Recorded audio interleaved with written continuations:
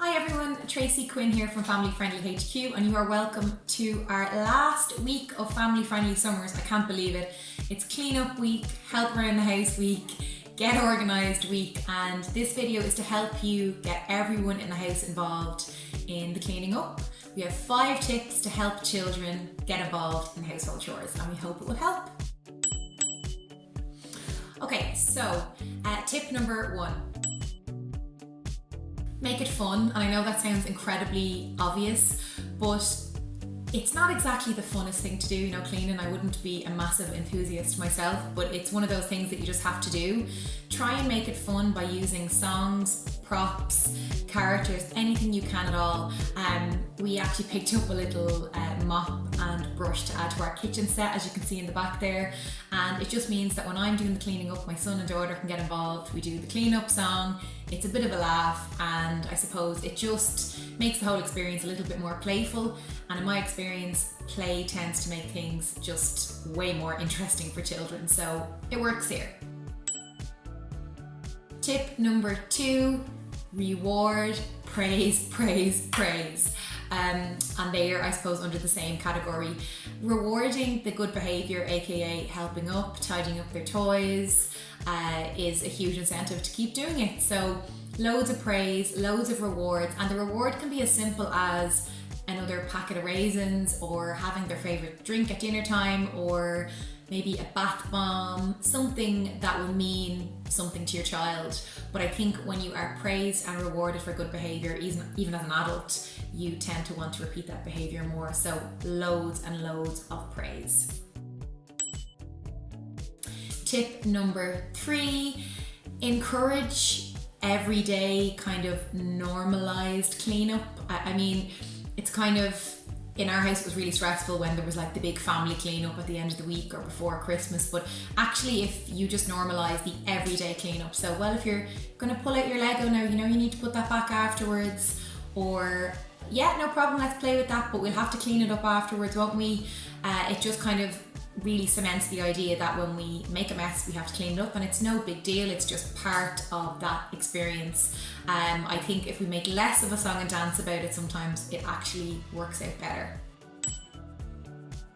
Number 4, don't be afraid to actually let them help you. So, I'm all for, as I said, the play and singing the songs and getting them to clean up their toys, but actually kids can be pretty helpful around the house. So when I'm sorting out the washing, I'll be standing beside the clothes horse, and my little girl is like 14 months, and I'll say, "Tata mama," and she'll hand me things from the basket, and I will actually put them on the clothes horse. So yeah, it might seem a little bit weird to get like a 1-year-old involved in the housework, but actually it did come in really, really handy. In the same way you could ask your 3, 4, 5-year-old to bring their cup over after lunch or dinner, or to bring the condiments from the table back over to the kitchen. Small, little, realistic, age-appropriate tasks that make them feel special, and again, that lead to bucket loads of praise. And number 5, last but not least, is watch yourself, which I know sounds a bit OTT, but watch your own language and behaviour around tidying up. If you're anything like me, there's probably a hell of a lot of going on, and I can totally see why my kids would not be interested in tidying up, because when I'm doing it, I'm not a happy camper. But I suppose if you can even put some kind of a positive slant on it, oh, isn't it great now when we tidy this up that we can sit down and have our cup of tea and our little treat, and oh, doesn't the house look nice and tidy now? Just trying to put some kind of positive associations around the tasks involved, because monkey see, monkey do, they are learning by watching us. So I suppose we have a part to play in making sure that we normalise the idea of cleaning up, but also that it doesn't look as torturous as it sometimes is. So watch your language, watch your attitude, I suppose, and try and find some kind of positive when you're actually doing the jobs yourself, because they're watching, they're always watching.